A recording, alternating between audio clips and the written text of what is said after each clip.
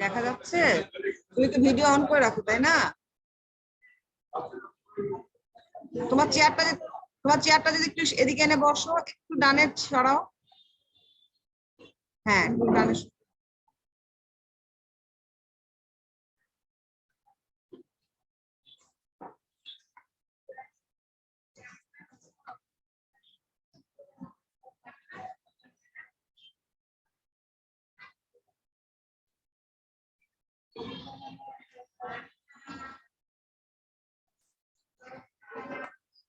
Miss আসসালামু আলাইকুম। হ্যাঁ, ওয়ালাইকুম আসসালাম। ভালো আছো?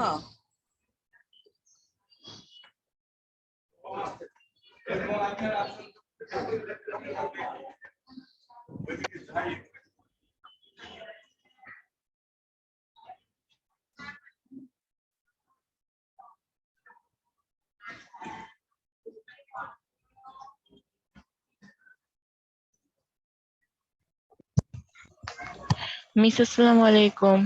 ওয়ালাইকুম আসসালাম।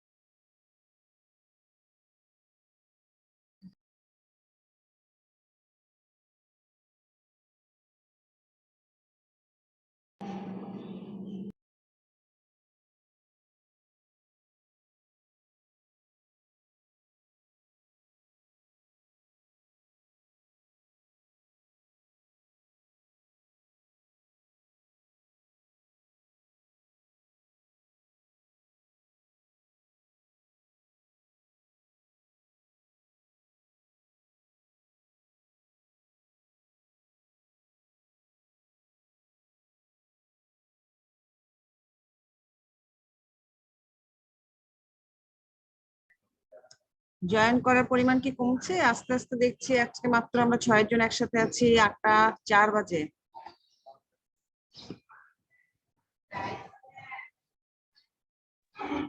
মিস মাহমুদা মিসের ক্লাসে শুধু আমি একা ছিলাম। কবে? পরে 8টা মিস কালকে 8টা 15 থেকে মানে সবাই জয়েন করা শুরু করছে। মিস অনেক বকাঝকা করছে।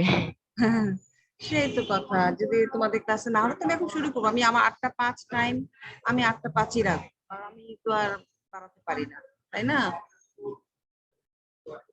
আমি 8টা 5 বাজে, এই যে এখন আমরা শুরু করছি। ঠিক আছে, যতজনই হয়েছে আমরা 6 জন আছি। আছো জান্নাতুল ফেরদৌস, ইয়ানা, সামিয়া জামান, নূরে জান্নাত, নাফিসা, আতিয়া আর নওশিন নওয়াল যারা। তো এদেরকে নিয়ে আমি ক্লাস শুরু করছি। ঠিক আছে, সবাই ভালো আছো মেয়েরা? জি মিস, আপনি জি ভালো মিস। আছেন? হ্যাঁ, আমি আলহামদুলিল্লাহ বেশ ভালো আছি। তো আমাদের ক্লাস শুরু করছে, তোমরা আশা করি স্ক্রিনটা দেখতে পাচ্ছ। দেখতে পাচ্ছ স্ক্রিন? জি জি মিস। মিস। জি মিস।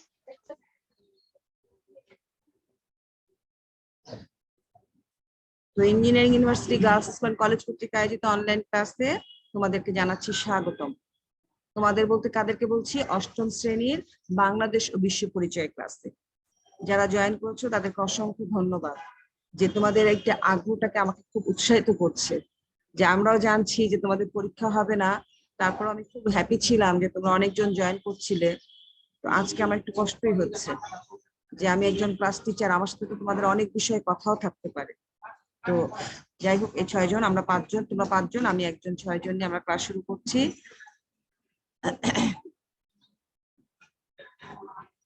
আচ্ছা, আমাকে তোমরা জানো, আমি আর বলছি না, তোমরা খালি স্ক্রিনটা দেখো। আচ্ছা দেখো, আমরা গত ক্লাসটা আমরা করেছিলাম 27 তারিখে, মনে আছে তোমাদের? গত ক্লাসটা আমরা করেছিলাম 27 জি মিস। তারিখে। 27শে অক্টোবর একাদশ অধ্যায়টা আমরা শেষ করেছিলাম। আমরা একটু দ্রুত এগিয়ে যাচ্ছি, কারণটাই হচ্ছে যে যেহেতু পড়া দিতে হচ্ছে না, বা তোমরা জানছো খালি, কিন্তু পড়াটা যে মুখস্থ করতে হচ্ছে না, এই কারণে আমি ভাবছি যে তোমাদের অধ্যায়গুলোকে শেষ করে দিই, জাস্ট তোমরা একটু নলেজে রাখো যে হ্যাঁ আমরা এগুলো পড়েছিলাম ক্লাস 8-এ। ঠিক আছে? তো এই কারণেই আমি চাচ্ছি যে আমি অধ্যায়গুলো তাড়াতাড়ি এগিয়ে যাই। তারই প্রেক্ষিতে আজকে আমরা পড়বো দ্বাদশ অধ্যায়, বাংলাদেশের প্রাকৃতিক সম্পদ। বাংলাদেশের প্রাকৃতিক সম্পদ। তো আজকে আমরা যেটা করতে চাচ্ছি ভূমিকা, আর যদি আরো সময় পাওয়া যায় পার্ট 1 অবশ্যই পড়বো বাংলাদেশের বিভিন্ন প্রাকৃতিক সম্পদ। পার্ট 2 পড়বো আর্থসামাজিক অগ্রগতিতে প্রাকৃতিক সম্পদের ভূমিকা। তো যেহেতু এখন আমরা প্রশ্ন আকারে উত্তর আকারে আমাদের পড়তে হচ্ছে না, সে কারণে যদি সম্ভব হয় আমরা পার্ট নাম্বার 3টাও এগিয়ে নেওয়ার চেষ্টা করব। তো যেহেতু বলেছি আমাদের অধ্যায়টার নামই বাংলাদেশের বিভিন্ন প্রাকৃতিক সম্পদ, তো দেখো আমাদের প্রাকৃতিক সম্পদ আমরা কি কি।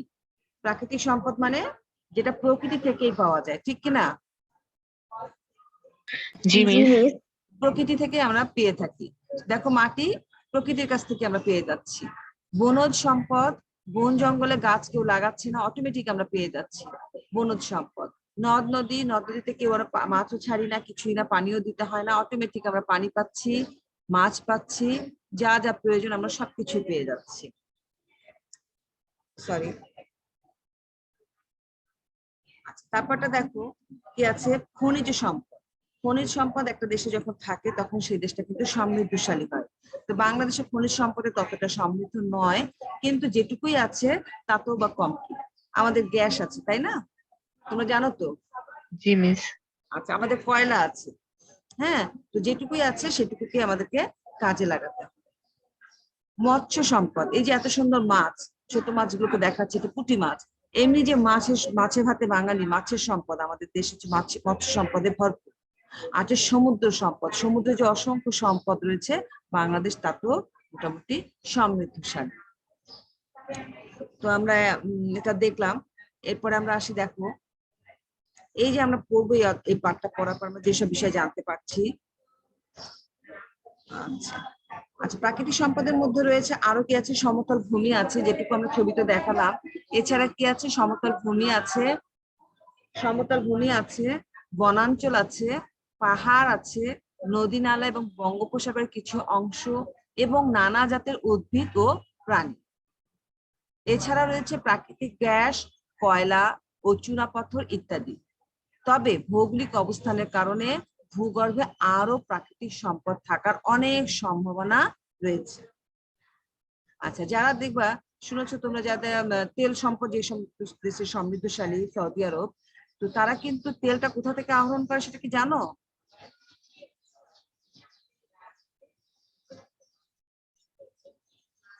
তেলটা কোথা থেকে উঠিয়ে নিয়ে আসে?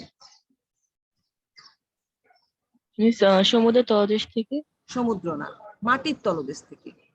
তো তারা বলে যে মাটি থেকে কয়েক হাজার ফুট নিচে তারা নেমে তেলটাকে আহরণ করে। ঠিক আছে? তো তাদের অবস্থা, কয়লা যারা করে তারা মাটির কত তলা থেকে কয়লাটাকে নিয়ে আসে।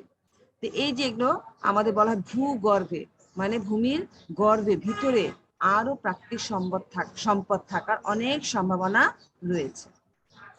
ঠিক আছে, তো তোমাদের এটা প্রয়োজনে তোমরা একটা স্ক্রিনশট নিয়ে রাখতে পারো।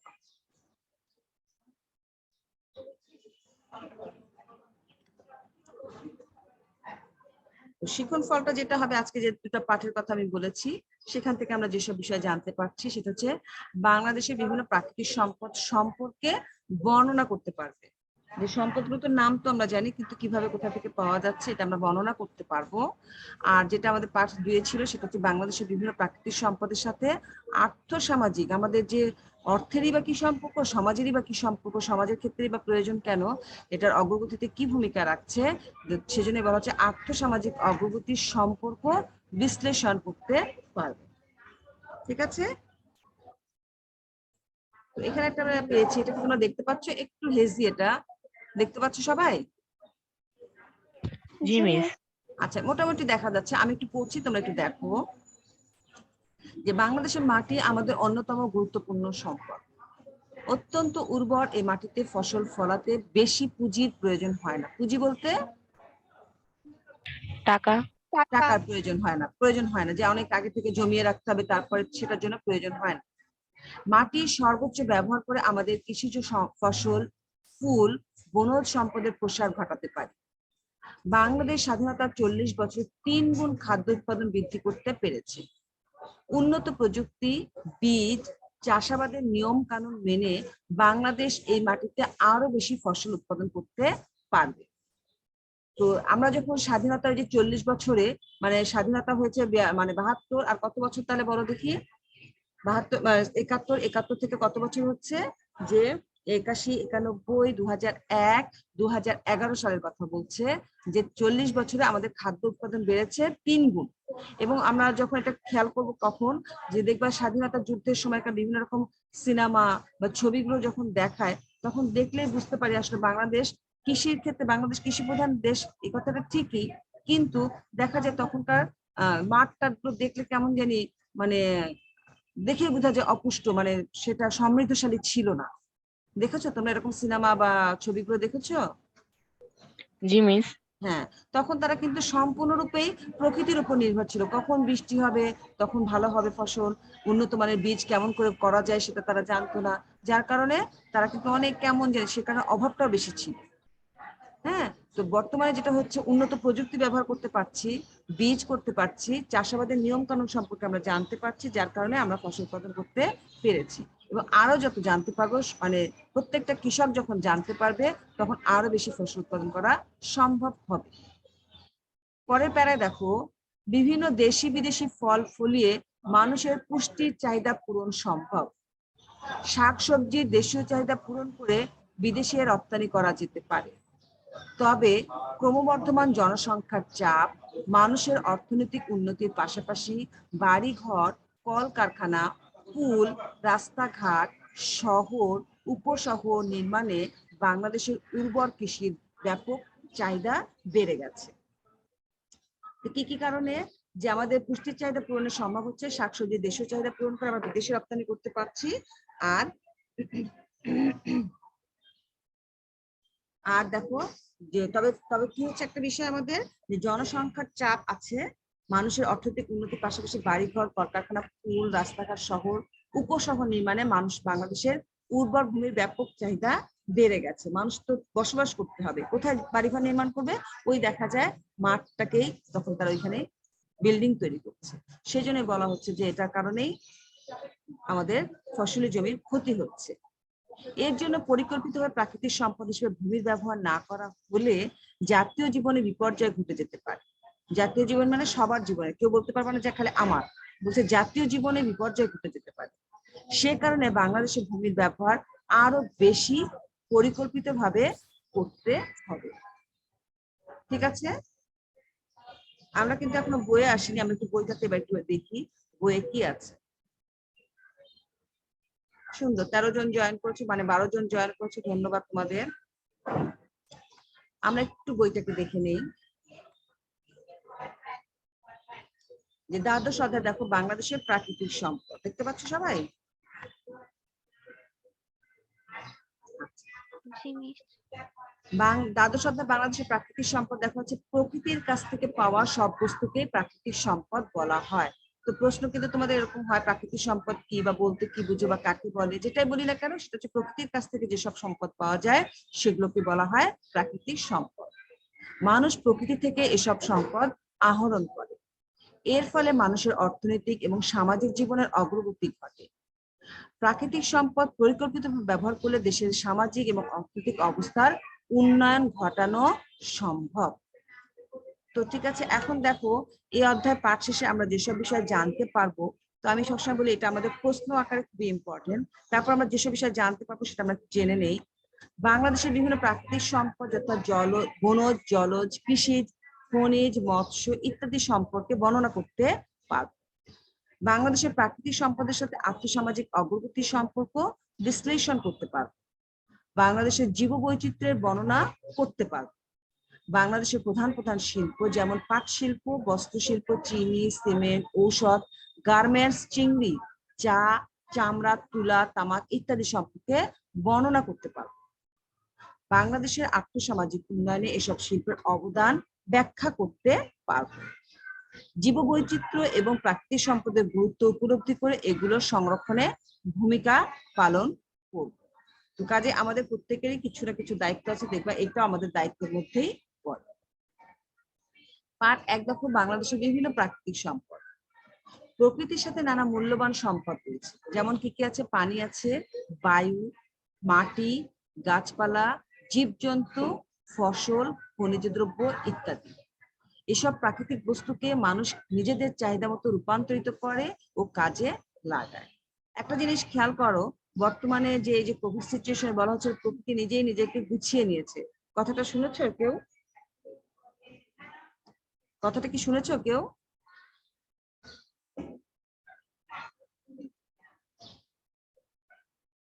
মেয়েরা আমাকে শুনতে পাচ্ছ তো? জি মিস। আচ্ছা, এই যে আমরা বলছি যে প্রকৃতি কিন্তু নিজেই নিজেকে গুছিয়ে নিয়েছে, এটা কি তোমরা শুনেছো? যে প্রকৃতির যে বিপর্যয় জি মিস। ঘটেছিল সেটা কিন্তু প্রকৃতি দেখো একটা মানে কি বলবো, একটা কোভিড এর মতন একটা সিচুয়েশন তৈরি করে, বলে না প্রকৃতি মাঝে মাঝে প্রতিশোধ নেয়, সেই প্রতিশোধ নেওয়ার মতনই অবস্থা হয়েছে। দেখো প্রকৃতি নিজেকে গুছিয়ে নিয়েছে। পরবর্তীতে যারা সমুদ্র দেখতে গিয়েছে, কক্সবাজার গিয়েছে, কুয়াকাটা গিয়েছে বা সিলেট গিয়েছে বা সুন্দরবন গিয়েছে, তারা বলছে যে তারা 2 বছর আগে যেটা গিয়েছে যা দেখতে পেয়েছে বর্তমানে আরো সুন্দর দেখতে পাচ্ছে। তার মানে কি প্রকৃতির মধ্যে যে মানুষজন আমরা যাইনি, প্রকৃতি নিজে নিজের মতো করে গুছিয়েছে। বুঝতে পেরেছো? তো বলছে যে আমাদের এটা নিজেদের চাহিদা মতো রূপান্তর করতে হবে এবং কাজে লাগাতে হবে। আচ্ছা, এখন বলো, দেখো নিচে আমরা আমাদের বাংলাদেশের প্রাকৃতিক সম্পদ সম্পর্কে আলোচনা করব। দেখো মাটিটা কি আছে? 1 নাম্বার আছে মাটি। মাটি বাংলাদেশের মূল্যবান প্রাকৃতিক সম্পদ। এদেশের সমতল ভূমি খুবই উর্বর। একটা জিনিস খেয়াল করো, বাড়িতে কোনো একটা কিছু খেয়ে বিচিটা যদি কোনো জায়গায় ফেলে দাও, দেখবা একটা মানে টবের মধ্যে একটা খেলো, দেখবা 2-3 দিন পরেই তার মাথায় একটা পাতা বের হয়েছে, দেখেছো কেউ? জি মিস। আবার দেখবা কোনো মানে গ্রামাঞ্চলে বা বাড়িতে যাদের একটু উঠানের ব্যবস্থা আছে, দেখবে একটু ফেলে দিলে দেখবে কয়েকদিনের মধ্যেই হচ্ছে। তার মানে বাংলাদেশের মাটি কিন্তু খুবই উর্বর। বেশিরভাগ এলাকায় বছরে 3টি ফসল হয়, একটা বছরে 3টা ফসল হয়। দেশের 10 ভাগের 1 ভাগ অঞ্চল পাহাড়ি এলাকা। তাহলে একটু খুবই ইম্পর্টেন্ট, কত ভাগের কত ভাগ পাহাড়ি এলাকা? 10 ভাগের 1 ভাগ। 10 পাহাড়ে, ভাগের 1 ভাগ। হ্যাঁ, পাহাড়ে প্রচুর প্রাণীজ, বনজ এবং খনিজ সম্পদ রয়েছে। তাহলে পাহাড়ে কি আছে? প্রচুর প্রাণীজ সম্পদ রয়েছে, বনজ সম্পদ রয়েছে আর খনিজ সম্পদ রয়েছে। নদ নদী। বাংলাদেশ নদীমাতৃক দেশ, এটা আমরা মানে ছোটবেলা থেকেই পড়ে আসছি, তাই না? ক্লাস 1 থেকেই। এদেশে ছোট বড় অনেক নদী আছে। নদীগুলো মালামাল পরিবহনের সহজ মাধ্যম। নদীর পানি প্রবাহে থেকে বিদ্যুৎ উৎপাদন করা যায়। তুমি এটা দেখেছো? পানি থেকে যে বিদ্যুৎ হচ্ছে এরকম দেখেছো কেউ? সরাসরি কেউ দেখার সুযোগ হয়েছে?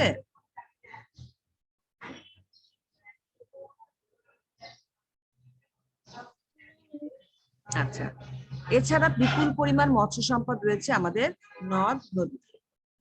এই যে বর্তমানে যে এখন একটা সুন্দর কাজ করছে যে 22 দিনের জন্য ইলিশ ধরা বন্ধ, তাতে কিন্তু আমরা ইলিশ মাছকে বড় দেখতে পাচ্ছি। এর আগে কিন্তু তোমরা তো তখন ছোট ছিলে, তখন এরকম যখন নিষেধাজ্ঞা ছিল না, তখন কোনোভাবেই আমরা ইলিশ মাছ, বড় ইলিশ মাছ আর খুঁজে পাচ্ছিলাম।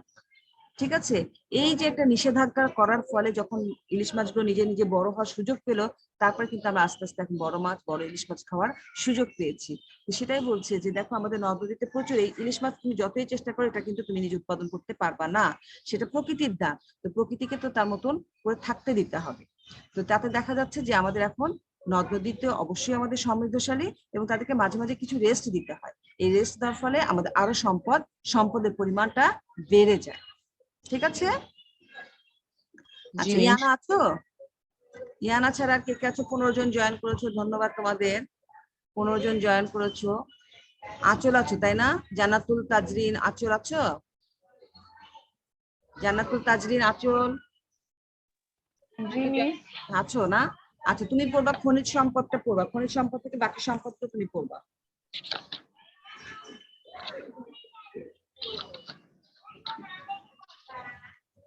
আচ্ছা, আমার স্ক্রিনটা দেখে পড়ো, কোনো সমস্যা নাই তো? স্ক্রিনটা দেখে তো পড়া যায়, পড়ো।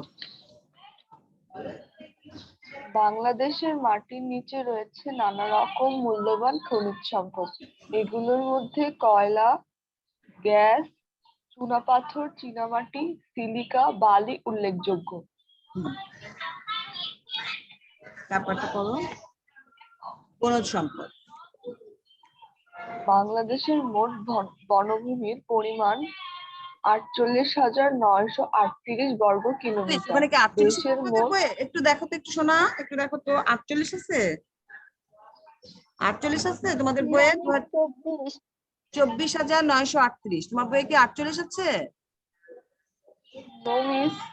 48 আছে? তুমি কি 20 সালের বই বা কত সালের বই বা দেখো তো তোমার বইটা। মিস আমার চোখে চশমা নাই তো এই জন্য দেখতে পারতেছি না। ও, চশমা ছাড়া পড়ছো? চশমা কোথায়? নিয়ে চশমা আসতেছি কোথায় মিস। তোমার? আচ্ছা, ইয়ানা আছো? জান্নাতুল ফেরদৌস ইয়ানা আছো? জি মিস। তুমি পড়ো সুন্দর করে। বনজ সম্পদ থেকে হ্যাঁ, বনজ সম্পদ থেকে পড়ো। বনজ সম্পদ। বাংলাদেশে মোট বনভূমির পরিমাণ 24,938 বর্গ কিলোমিটার। দেশের মোট ভূভাগের 16 ভাগ হচ্ছে বন। বনে রয়েছে মূল্যবান গাছপালা। এগুলো আমাদের ঘরবাড়ি ও আসবাব তৈরির কাজে ব্যবহৃত হয়। এছাড়া বনে রয়েছে পাখি ও প্রাণী সম্পদ। প্রাকৃতিক ভারসাম্য রক্ষার জন্য বনের গুরুত্ব অপরিসীম। আমাদের আরো বেশি, অর্থাৎ 25% বনভূমি থাকা প্রয়োজন। আর এখন আছে মৎস্য কত জানো? সম্পদ। এখন আছে কত বলো তো? 16 ভাগ। এখন কিন্তু আরো রিসেন্টলি বলা হচ্ছে কিছুটা বেড়েছে, 17 ভাগ হয়েছে বন। বুঝতে পেরেছো? জি মিস। কিভাবে আমাদের রক্ষা করে এটা কি জানো কেউ? বনজ সম্পদ কিভাবে আমাদেরকে রক্ষা করে?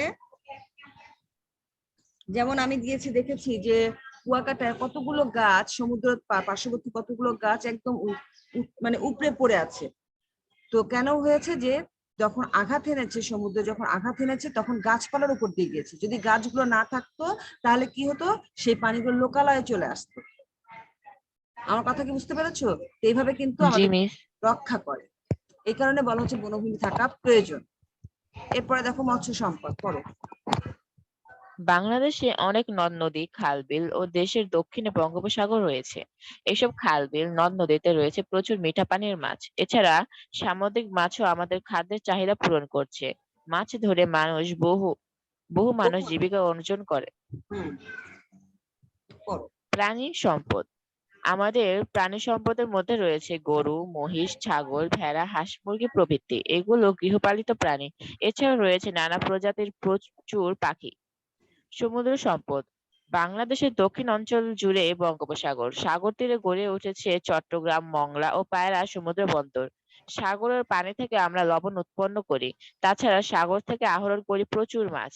এগুলোই আমাদের গুরুত্বপূর্ণ প্রাকৃতিক সম্পদ। যদিও জনসংখ্যার তুলনায় কোনো কোনো সম্পদ যথেষ্ট পরিমাণে নেই, তবে সুষ্ঠু পরিকল্পনা প্রণয়ন করে এগুলো ব্যবহার করতে পারলে সীমিত সম্পদ দিয়েই দেশ সমৃদ্ধ হতে পারে।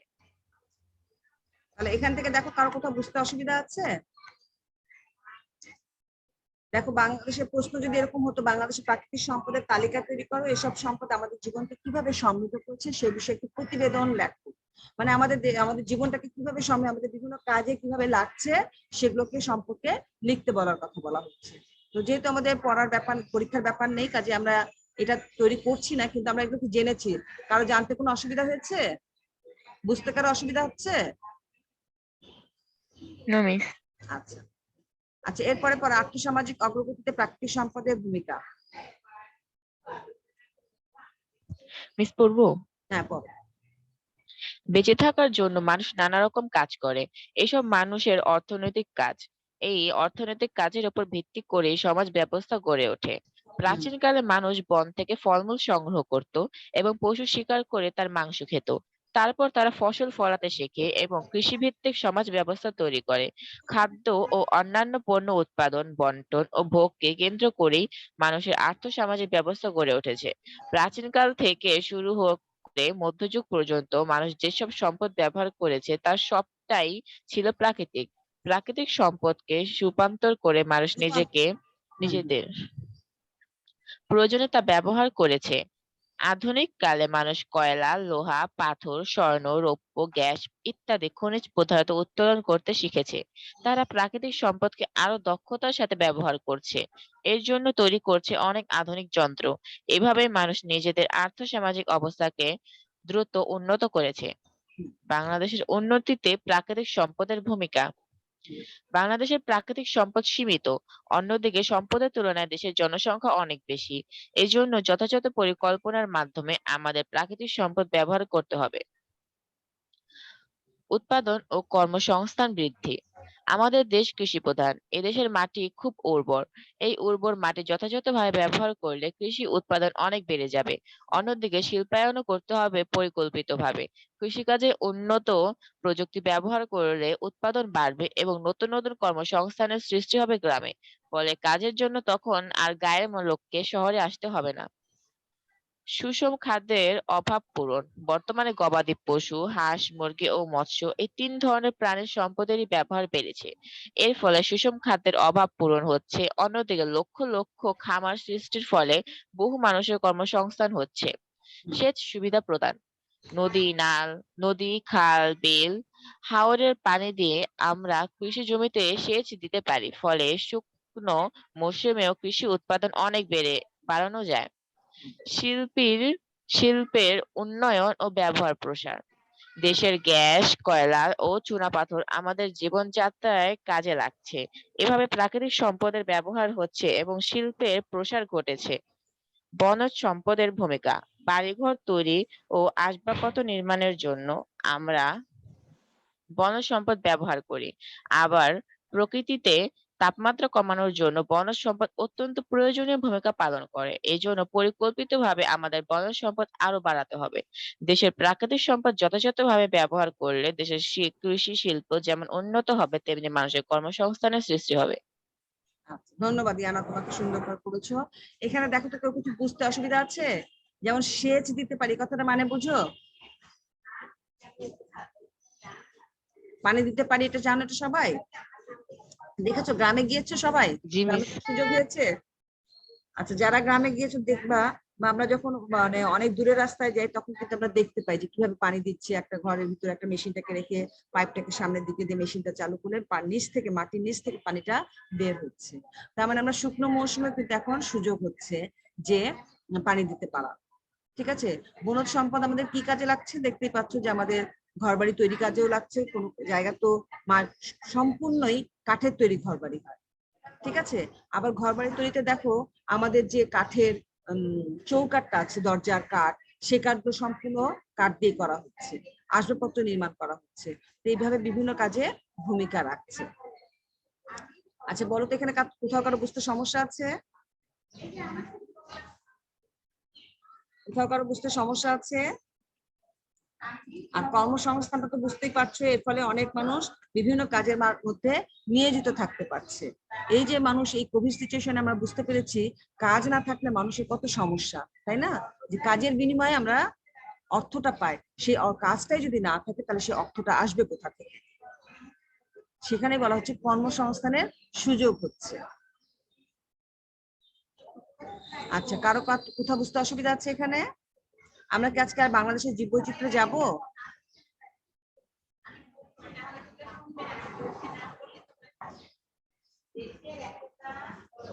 আচ্ছা, মিস এখনো 10 মিনিট আছে। 10 মিনিট আছে, আমরা কি জীব বৈচিত্র্যটা যদি শেষ করতে পারি আমরা একটু এগিয়ে যেতে পারি, তাই না? আচ্ছা, ইয়ানা অনেকক্ষণ পড়েছো, ইয়ানাকে অসংখ্য ধন্যবাদ। আর কে আছো? বিবি মিস মাহিন, আমি পড়ি কে তুমি সেটা বলো তো? বিবি নুরি জান্নাত লামিয়া। নূরে জান্নাত লামিয়া, হ্যাঁ পড়ো। নূরে জান্নাত লামিয়া পড়ো। বাংলাদেশের জীববৈচিত্র্য প্রকৃতির মধ্যে সব রকমের জীব যে নিয়মে বেঁচে থাকে তাকেই সংক্ষেপে জীববৈচিত্র্য বলা যায়। মানুষ, প্রাণী ও কীটপতঙ্গ সহ জীবজগৎ প্রকৃতির মধ্যে ভারসাম্য বজায় রেখেই বেঁচে থাকে। হুম। জলবায়ু ও তাপমাত্রার নানা পরিবর্তনের ফলে জীবজগতের বিভিন্ন প্রাণী ও তরুলতার জন্ম বা মৃত্যু ঘটে। লক্ষ লক্ষ বছর আগে পৃথিবীর জলবায়ুতে যেসব প্রাণী বেঁচে ছিল, তাপমাত্রা ও জলবায়ু পরিবর্তনের ফলে তাদের মধ্যে অনেক প্রাণীরই বিলুপ্তি ঘটেছে। প্রকৃতির মধ্যে সব প্রাণীর অস্তিত্ব, বংশবিস্তার ও বিবর্তন ভারসাম্যপূর্ণভাবে ঘটে চলেছে। প্রাণীরা একে অন্যের উপর নির্ভরশীল। সবুজ গাছপালা বাতাসে যে অক্সিজেন ছড়িয়ে দিচ্ছে তা গ্রহণ করে প্রাণীরা বেঁচে থাকে। এটা তো আবার জানো না, প্রাণীদের কাছ অক্সিজেন আর থেকে আমাদের ব্যাপারটা জানো তো, তাই না? কার্বন ডাই অক্সাইড আর অক্সিজেনের ব্যাপারটা জানো তো, তাই না? সবাই জানো? সবাই কার্বন ডাই অক্সাইড কারা ছাড়ছে বলতে পারবা? মানুষ আর প্রাণীর মধ্যে মানে গাছপালার মধ্যে সম্পর্কটা কেমন? গাছপালা ছাড়ে অক্সিজেন আর মানুষ কি ছাড়ে? Carbon die carbon die oxide. Oxide. Carbon die oxide. আর কার্বন ডাই অক্সাইড গ্রহণ করে কে? গাছ। হ্যাঁ, গাছপালা। তাহলে এই যে আমাদের মধ্যে একটা সুন্দর সম্পর্ক আছে, সেজন্য বলছি গাছপালা যেখানে থাকবে না দেখবা ওইখানে নিঃশ্বাস নিতে একটু কষ্ট কষ্ট পায়। খেয়াল করেছো কিনা আমি জানি না, তোমরা তোমরা আরো বড় হবার দেখবা যেখানে একটু বিরান ভূমি সেখানে দাঁড়িয়ে দেখবা একটু কেমন জানি লাগছে, অসুবিধা লাগছে। হ্যাঁ, আর গাছপালার কাছাকাছি থেকে দেখবা নিঃশ্বাস নিতে খুব আরাম হচ্ছে। ঠিক আছে, তা এখন পড়ো। আবার প্রাণীদের কাছ থেকে প্রয়োজনীয় নাইট্রোজেন পায় গাছপালা। হুম। বনে বিভিন্ন প্রাণী একে অন্যের শিকার করে বেঁচে থাকে। প্রাণীদের বংশবিস্তার ঘটে একই নিয়মে। ঘূর্ণিঝড়ে সুন্দরবনের প্রাণী ও গাছপালার ক্ষতি হয়, আবার প্রকৃতির নিয়মেই সুন্দরবন গাছপালা ও প্রাণীতে পূর্ণ হয়ে ওঠে। সুন্দর। বাংলাদেশের জীববৈচিত্র্যের অবস্থা। বাংলাদেশের জীববৈচিত্র্যের অবস্থা। বাংলাদেশে একসময় প্রচুর বনজঙ্গল, জীবজন্তু ও পশু পাখি ছিল। নিচু জলাভূমিতে ছিল প্রচুর জলচর প্রাণী। দেশের জনসংখ্যা বেড়ে যাওয়ায় জলাভূমি ভরাট করে ঘরবাড়ি, রাস্তাঘাট ও শহর নির্মিত হচ্ছে। জীববৈচিত্র্যের উপর যার নেতিবাচক প্রভাব পড়েছে। ঘরবাড়ি ও রাস্তাঘাট নির্মাণের ফলে পানি প্রবাহ ব্যাহত হচ্ছে। ফলে জলচর প্রাণী ও মাছের বংশবিস্তারে বাধা সৃষ্টি হচ্ছে। ঘরবাড়ি, রাস্তাঘাট ও শহরগঞ্জ গড়ে ওঠার ফলে দেশে কৃষিজমির পরিমাণ কমে গেছে।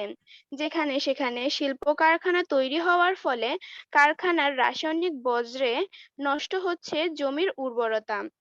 বেশি মানুষের জন্য বেশি খাদ্য উৎপাদনের লক্ষ্যে রাসায়নিক সার ও কীটনাশক ব্যবহার করতে হচ্ছে। এর ফলে বাধাগ্রস্ত হচ্ছে মাছ, পোকামাকড় ও পাখির বংশবিস্তার। তাতেও জীববৈচিত্র্য নষ্ট হচ্ছে। দেশের জনসংখ্যা বেড়ে যাওয়ার ফলে গাছপালা, প্রাণী সম্পদ ও মৎস্য সম্পদের উপর চাপ পড়ছে। শহরে গ্যাস ও পানি সরবরাহ কমে গেছে। গ্রামাঞ্চলেও গাছপালা কমে যাওয়ায় সেখানে তাপমাত্রা বেড়ে গেছে। জীববৈচিত্র্য নষ্ট হওয়ার পরিণতি আমাদের জন্য ভয়ঙ্কর হবে। এই বিপদ মোকাবেলায় এখনই আমাদের সচেতন ও সক্রিয় হতে হবে। জীববৈচিত্র্য রক্ষার জন্য করণীয় সমূহ: ১. জনসংখ্যা কমিয়ে আনতে হবে। ২. কৃষিজমি নষ্ট করা যাবে না। ৩. কৃষি উৎপাদনে জীববৈচিত্র্য রক্ষার নীতি অনুসরণ করতে হবে। ৪. রাসায়নিক সার ও কীটনাশকের ব্যবহার কমিয়ে আনতে হবে। ৫. স্বাভাবিক পানি প্রবাহ বন্ধ করা যাবে না। ৬. জলাধার নির্মাণ ও সংরক্ষণ করতে হবে। ৭. রাসায়নিক দ্রব্য ব্যবহারের নিয়ম মেনে চলতে হবে। ৮. খনিজ সম্পদ ব্যবহারে প্রাকৃতিক নিয়ম মানতে হবে। 9 বনজ সম্পদ বাড়াতে হবে এবং দেশের আরো বন সৃষ্টি করতে হবে। 10 পশু ও মৎস্য সম্পদ রক্ষা ও বৃদ্ধি করতে হবে। 11 জীববৈচিত্র্য রক্ষার জন্য সরকারি ও ব্যক্তি পর্যায়ে সর্বোচ্চ সতর্কতা গ্রহণ করতে হবে। হুম। 12 মনে রাখতে হবে বাংলাদেশের জীববৈচিত্র্য সর্বোচ্চ হুমকির মুখে রয়েছে। আচ্ছা দেখো, এখানে প্রতিবেদন বলেছে জীববৈচিত্র্য বাস্তব অবস্থার চিত্র তুলে ধরে একটি প্রতিবেদন তৈরি করো। আচ্ছা আমরা তো বুঝি যে আমাদের যে জীবরা কি বলে তারা পরিবেশটা পাচ্ছে না, এটা তো বোঝো সবাই, তাই না? বলা হচ্ছে যে পলিথিন পানিতে ফেলা যাবে না, মাটিতে ফেলা যাবে না, এগুলো তো আমরা শুনছি, তাই না মেয়েরা? চিপসের জি মিস। প্যাকেট। আচ্ছা তাহলে জি এর মিস। থেকে আমরা কি হবো, আমরা যারা নতুন প্রজন্ম আছি, তোমরা যারা নতুন প্রজন্ম আছো, তোমরা নিজেরা এই ব্যাপারে সচেতন থাকবা। তারপরে এই যে রাসায়নিক সার যখন ব্যবহার করা হয়, দেখবা আমরা কিন্তু চাই যে গ্রামের একদম ফসলের যে খাবারটা সেটা কিন্তু টেস্টটা একটু অন্যরকম হয়, আর আমরা যেটা বাজার থেকে নিয়ে আসি তার টেস্টটা একটু অন্যরকম হয়। খেয়াল করেছো কি তোমরা?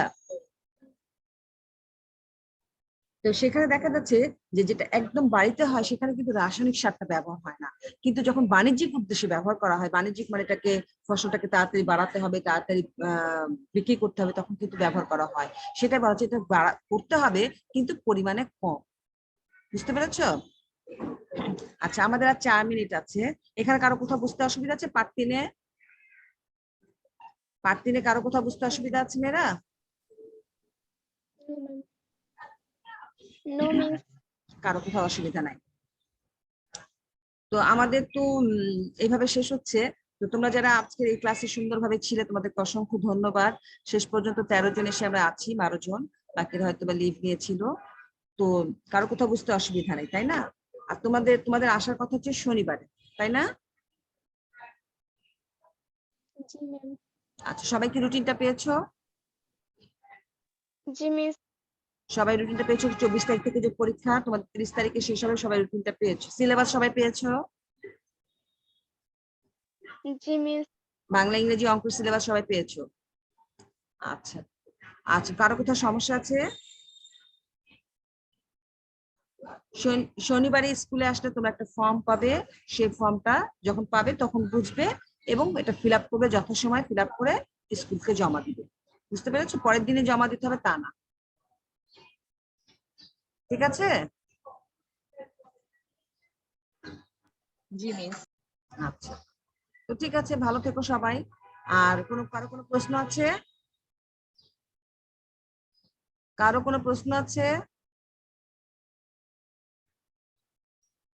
প্রশ্ন নাই, তাই না? ঠিক আছে, তাহলে ভালো থেকো সবাই। সবাইকে আল্লাহ হাফেজ। আমিও ক্লাসটা শেষ করছি, কেমন? সবাইকে মিস আসসালামু আলাইকুম। হ্যাঁ, ওয়ালাইকুম আসসালাম। আসসালামু আলাইকুম। ওয়ালাইকুম সালাম, ভালো থেকো সবাই।